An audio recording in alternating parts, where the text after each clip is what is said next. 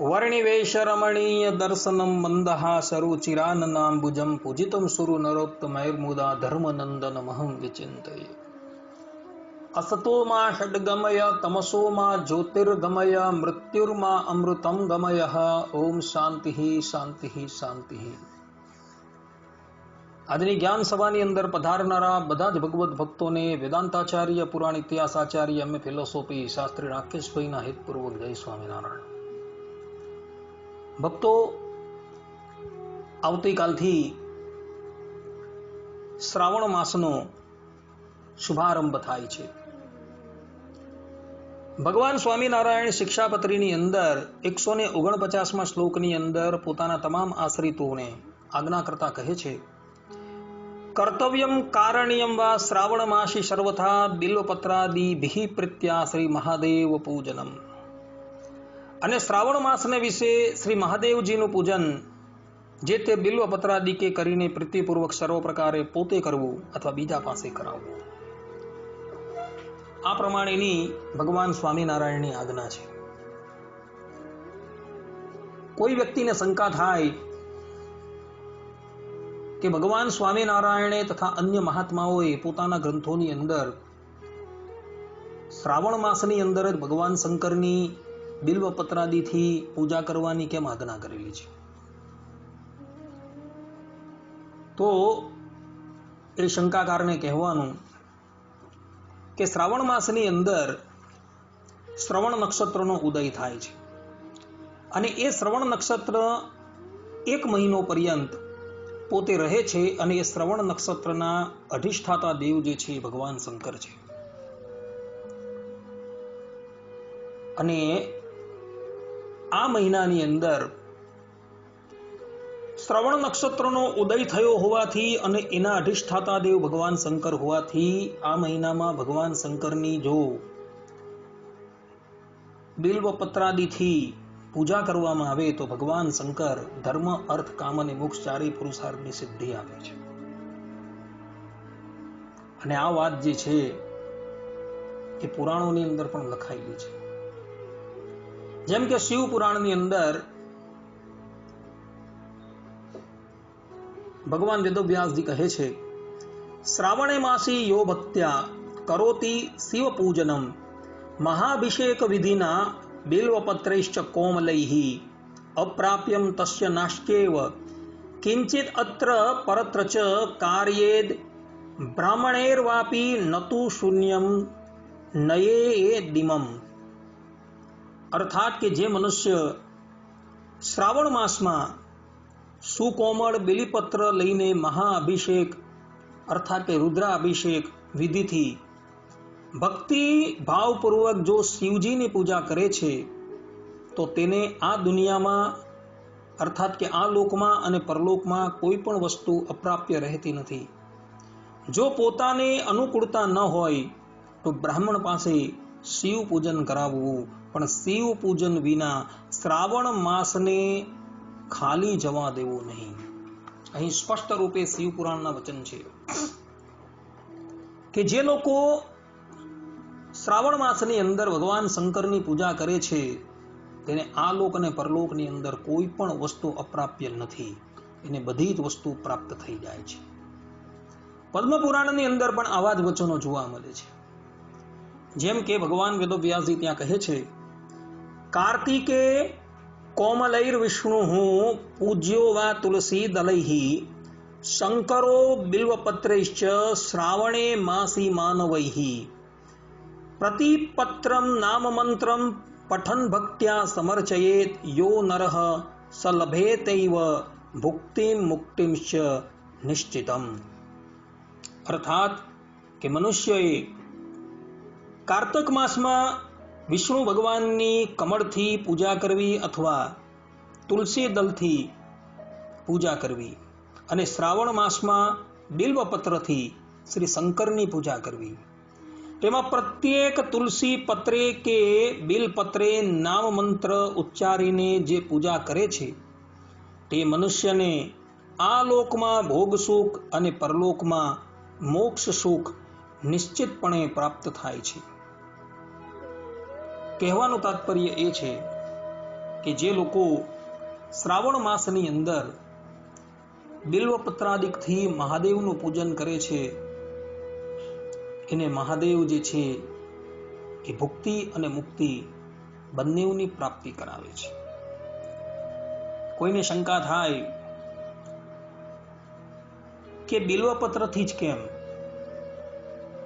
બીજા પુષ્પથી કેમ નહીં? તો આ બિલ્વપત્ર જે છે ને એ ભગવાન શંકરને બહુ પ્રિય છે.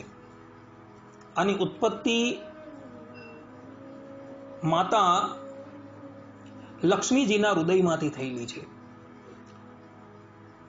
લક્ષ્મીજી એક વખત ભગવાન શંકરની આરાધના કરે છે. ભવિષ્ય પુરાણની અંદર આ કથા છે. લક્ષ્મીજીની ઈચ્છા એવી હોય છે કે શ્રીમન નારાયણ મારા પતિ થાય, અને તે વખત એમના હૃદયમાંથી આ બિલ્વનું પુષ્પ જે છે એ પ્રગટ થાય છે અને એ ભગવાન શંકરના લિંગની ઉપર ચડાવે છે. અને ભગવાન શંકર પ્રસન્ન થાય છે અને લક્ષ્મીજીને આશીર્વાદ આપે છે કે તમારા પતિ જે છે એ ભગવાન શ્રીમન નારાયણ જ થશે. અને પોતે કહે છે કે આથી આ બિલપત્રથી જે પણ કોઈ મારી પૂજા કરશે એને હું ચારેય પુરુષાર્થની સિદ્ધિ કરાવીશ.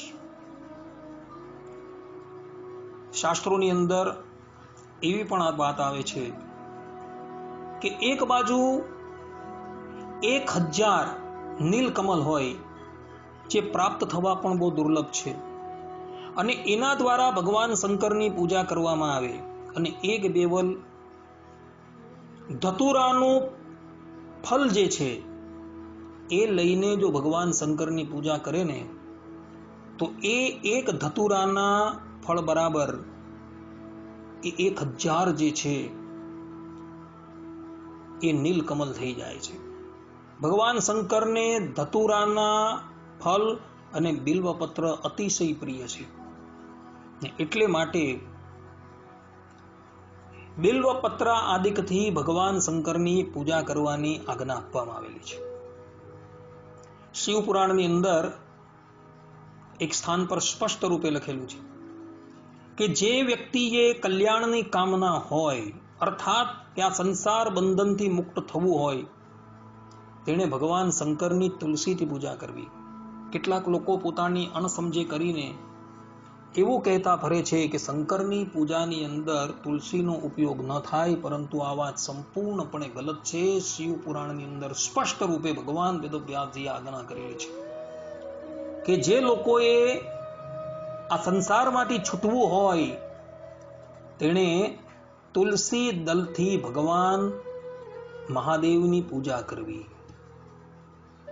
તો મહાદેવની કૃપાથી એ જીવાત્મા જે છે આ સંસાર બંધનથી મુક્ત થાય છે. માટે ભક્તો, શ્રાવણ માસનો સમય જે છે એ દરમિયાન તમે બિલ્વપત્ર, ધતુરો અને તુલસી દલથી ભગવાન શંકરની પૂજા કરજો. જો કોઈ વ્યક્તિ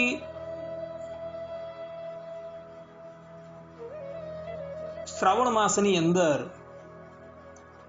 ભગવાન શંકરની પૂજા કરવા માટે અસમર્થ હોય તો એ વ્યક્તિ શ્રાવણ માસની અંદર નિત્ય સાંજે નિયમિતપણે જો શિવના દર્શન કરે તો પણ એની પૂજા જે છે એ પૂર્ણ થાય છે, અને ભગવાન શંકર જે છે એને ઈચ્છિત વરદાન જે છે, ઈચ્છિત વસ્તુની પ્રાપ્તિ કરાવડાવે છે.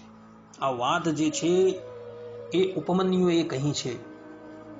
ઉપમન્યુ કહે છે કે નિયમેન નભો માસે પ્રદોષે શિવ દર્શનમ યહ કુર્યાત સો અપી પૂજાયાહ પ્રાપ્નુયાત ફલમીપ્સિતમ.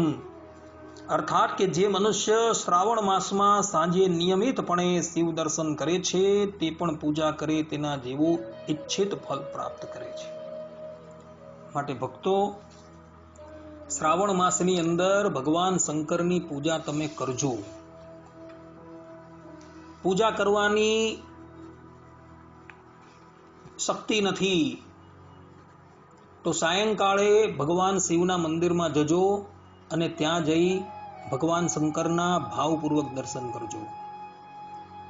જેની પાસે દ્રવ્ય છે પરંતુ સમય નથી, તો એણે બ્રાહ્મણને ઉચિત દ્રવ્ય અર્પણ કરી સંપૂર્ણ શ્રાવણ માસની અંદર 1 માસ પર્યંત ભગવાન શંકરની પૂજા જે છે એ એની પાસે કરાવડાવવી.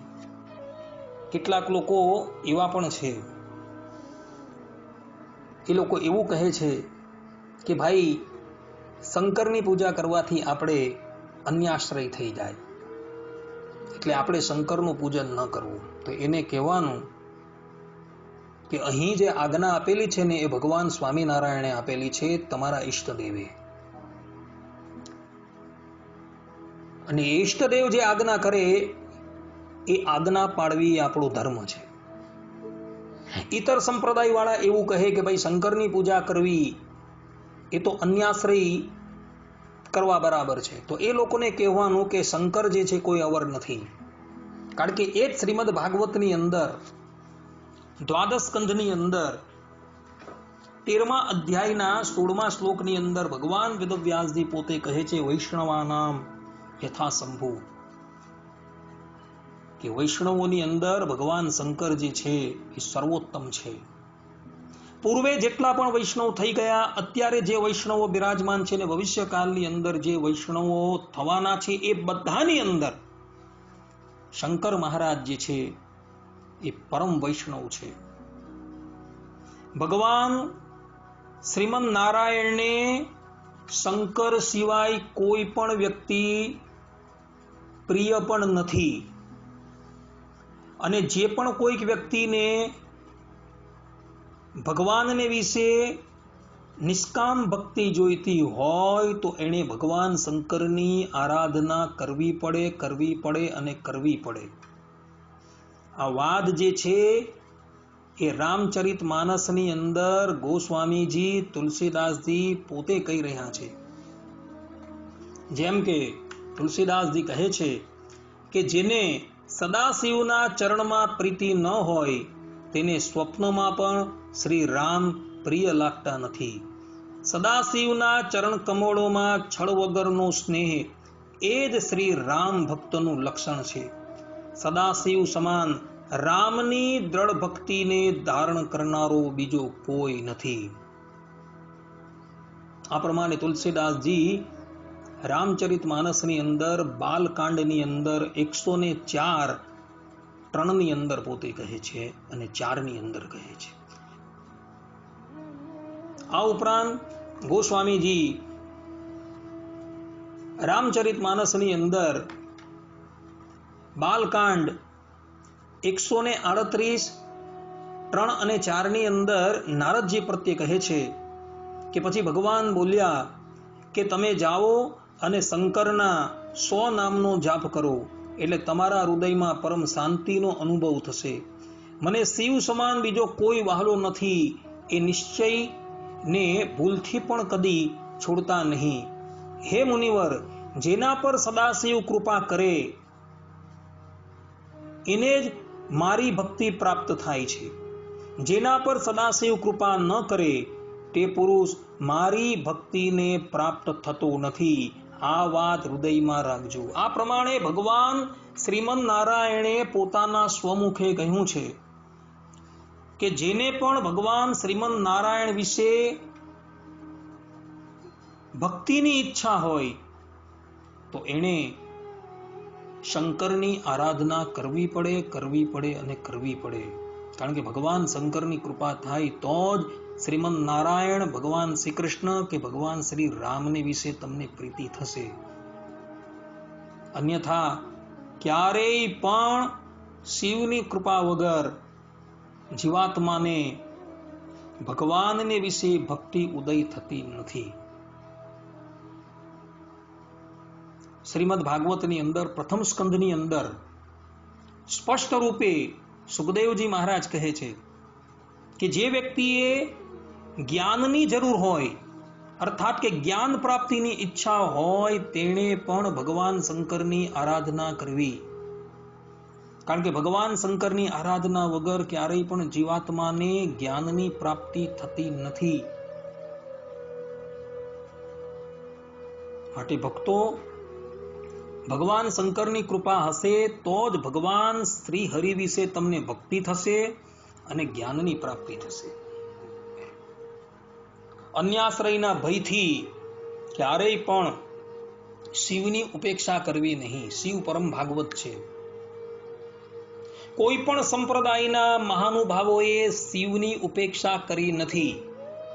પુષ્ટિ માર્ગ પ્રવર્તક આચાર્ય વલ્ભાચાર્યજી પત્રાવલંબન ગ્રંથના અંતે લખે છે, કાશીપતિ ત્રિલોકેશુ શ્રી મહાદેવ ટુષ્યતુ.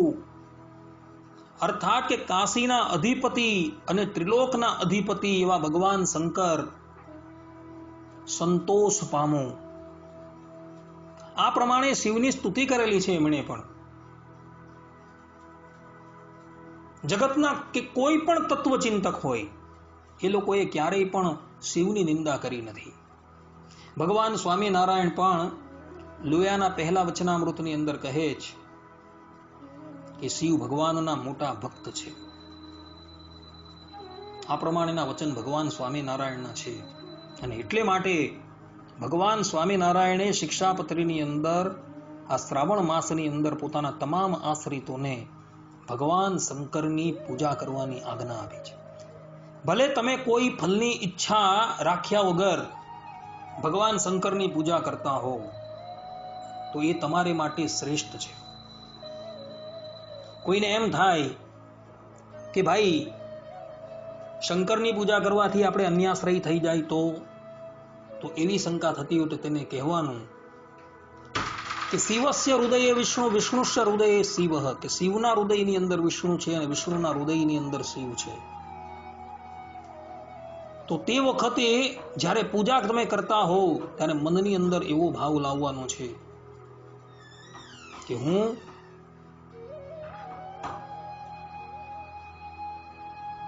એ ભગવાન શંકરના અંતર્યામી જે વિષ્ણુ ભગવાન છે એની પૂજા કરું છું. અને શાસ્ત્રોની અંદર તો વર્ણન પણ આવે છે કે ભગવાન શંકર એ ભગવાન શ્રીમદ નારાયણના આત્મા છે. તો જ્યારે તમે શ્રાવણ માસની અંદર પૂજા કરવા માટે તૈયાર થાઓ ત્યારે એમ વિચારજો કે હું ભગવાનના આત્માની પૂજા કરું છું. અને એ પ્રમાણે તમે વિચારશો તો તમને ક્યારેય પણ અન્યાશ્રય થશે નહીં. શ્રીમદ ભાગવતના પંચમ સ્કંદની અંદર રાજર્ષિ ભરતનું ચરિત્ર આવે છે. એઓ પણ જ્યારે યજ્ઞની અંદર ઇન્દ્રદેવના નામની આહુતિ આપતા હતા ત્યારે મનમાં એમ જ વિચાર કરતા હતા કે હું ભગવાનની બાહુનું પૂજન કરું છું. રુદ્રના નામની આહુતિ આપતા હતા ત્યારે મનમાં એમ જ વિચાર કરતા હતા કે હું ભગવાનના આત્માનું પૂજન કરું છું. એ પ્રમાણે રાજર્ષિ ભરત જે છે એ યજ્ઞ કરતા હતા. ને યજ્ઞ આચરતે શ્રેષ્ઠ તત્તત એ વિતરે જનઃ. કે જેવું જેવું મોટા પુરુષોએ આચરણ કરેલું હોય તે જ પ્રમાણે એનાથી કનિષ્ઠ પુરુષોએ આચરણ કરવું. માટે આપણે પણ રાજર્ષિ ભરતનો પક્ષ જ અપનાવવાનો છે. જ્યારે શ્રાવણ માસની અંદર ભગવાન શંકરનો મહિનો આવે ત્યારે પણ આપણે આ જ ભાવનાથી ભગવાન શંકરની પૂજા કરવાની છે કે ભગવાન શંકર જે છે એ ભગવાન શ્રીમદ નારાયણના આત્મા છે. એટલે હું આત્માની પૂજા કરું છું તો ક્યારેય પણ અન્યાશ્રય થશે નહીં. અને નિષ્કામ ભાવે કેવલ ભગવાન શંકરની પ્રસન્નતાને અર્થે અને પોતાના ઈષ્ટદેવ ભગવાન સ્વામિનારાયણની આજ્ઞાનું અનુસંધાન રાખીને તમારે શ્રાવણ માસની અંદર શિવ પૂજન કરવાનું છે. પરંતુ એમની પાસે ક્યારેય પણ ફલની ઈચ્છા નથી રાખવાની. અને પૂજાના અંતે કેવલ ને કેવલ તમારે ભગવાન શંકરની પાસે એ જ વરદાન માંગવાનું છે કે પ્રભુ અમને અમારા આરાધ્ય દેવને પ્રત્યે પ્રેમ લક્ષણા ભક્તિ થાય. એ પ્રમાણેનું વરદાન માંગજો તો ભગવાન શંકરની જો કૃપા થઈ જશે તો તમને તમારા આરાધ્ય પ્રત્યે અતિ ઘણો પ્રેમ થશે. ગોપીઓએ પણ જુઓ શ્રીમદ ભાગવતના 10મ સ્કંદની અંદર કાત્યાયની દેવીની પૂજા કરેલી છે, કાત્યાયની મહામાયા. અને વરદાનની અંદર એ જ માગતા હતા કે અમને ભગવાન શ્રી કૃષ્ણ વિશે અતિશય પ્રેમ થાય અને નંદ નંદન જે છે એ અમારા પતિ થાય. તો દેવી ભવાનીની કૃપાથી, કાત્યાયનીની કૃપાથી એ ગોપીઓ જે છે એ ભગવાન શ્રી કૃષ્ણને પતિના રૂપમાં પ્રાપ્ત કરે છે. માટે ભક્તો ક્યારેય પણ શંકરની ઉપેક્ષા કરતા નહીં. ભગવાન શંકર ભક્તિ માર્ગના પ્રધાન આચાર્ય છે, ભાગવત ધર્મના પ્રધાન આચાર્ય છે. શાંત રસ, દાસ્ય રસ, સખ્ય રસ, વાત્સલ્ય રસ અને માધુર્ય રસના એ અનાદિકાળના આચાર્ય છે. એમની કૃપાથી જ તમને ભગવત પ્રાપ્તિ થશે, અન્યથા તમે ભગવત પ્રાપ્તિથી વંચિત રહેશો. માટે શ્રાવણ માસની અંદર નિષ્કામ ભાવે ભગવાન શંકરની પૂજા કરજો. ભગવાન સ્વામિનારાયણ પણ આ ધરાતલની ઉપર જ્યારે ઉપસ્થિત હતા ત્યારે શ્રાવણ માસની અંદર ભગવાન સ્વામિનારાયણ પોતાના કરકમલો દ્વારા ભગવાન શંકરની પૂજા કરતા હતા. રામાવતારની અંદર જુઓ, ભગવાન શ્રી રામની દિનચર્યા રામાયણની અંદર આપેલી છે.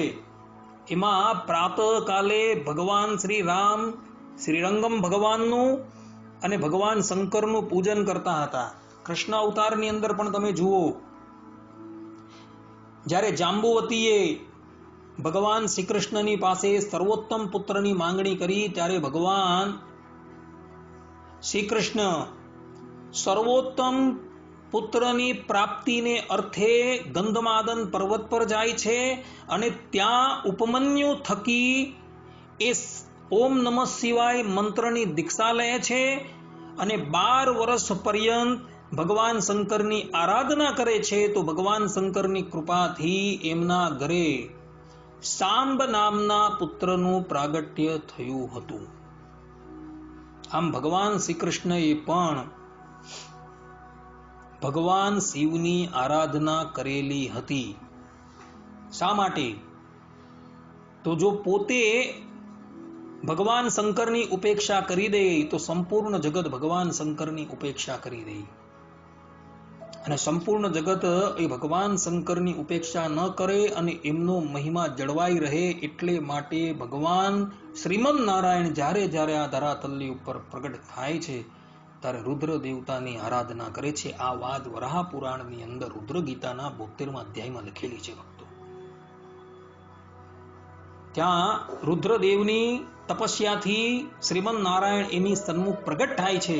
ત્યારે રુદ્રદેવ આ પ્રમાણે વરદાન માગે છે કે હે પ્રભુ, જ્યારે જ્યારે તમે આ ધરાતલની ઉપર અવતાર ધારણ કરો ત્યારે તમે મારું પૂજન કરજો. કારણ કે તમારા મહિમાની અગાડી મારો મહિમા તો કઈ જ નથી. માટે મારો મહિમા જળવાઈ રહે એટલે માટે આપ મારું પૂજન કરજો. અને જુઓ, તમે રામા અવતાર જુઓ, કૃષ્ણ અવતાર જુઓ, નરનારાયણ દેવનો અવતાર જુઓ, ભગવાન સ્વામિનારાયણ અવતાર ધારણ કરીને આવ્યા ત્યારની વાત જુઓ, પરશુરામ અવતારની અંદર જુઓ, તો દરેક વખતે ભગવાન શ્રીમદ નારાયણે રુદ્રદેવની આરાધના કરેલી છે. માટે ભક્તો, નિષ્કામ ભાવે આ મહિનાની અંદર તમે બિલ્વપત્રાદિકથી મહાદેવની પૂજા કરજો તો ભગવાન શ્રીમદ નારાયણ તમારા પર અતિશય પ્રસન્ન થશે. ભગવાન શંકર પણ તમારા પર પ્રસન્ન થશે અને ભગવાનની ભક્તિનું વરદાન તમને પ્રાપ્ત કરશે. માટે ભક્તો, આ માસની અંદર અવશ્ય રુદ્ર દેવતાનું પૂજન કરજો. આટલું કહીને હું મારી વાણીને વિરામ આપું છું. સર્વે સંતુ નિરામયઃ, સર્વે સુખીનો ભવંતુ, સર્વે ભદ્રાણિ પશ્યન્તુ, મા કશ્ચિત દુઃખ ભાગ ભવેત. અસ્તુ. જય સ્વામિનારાયણ.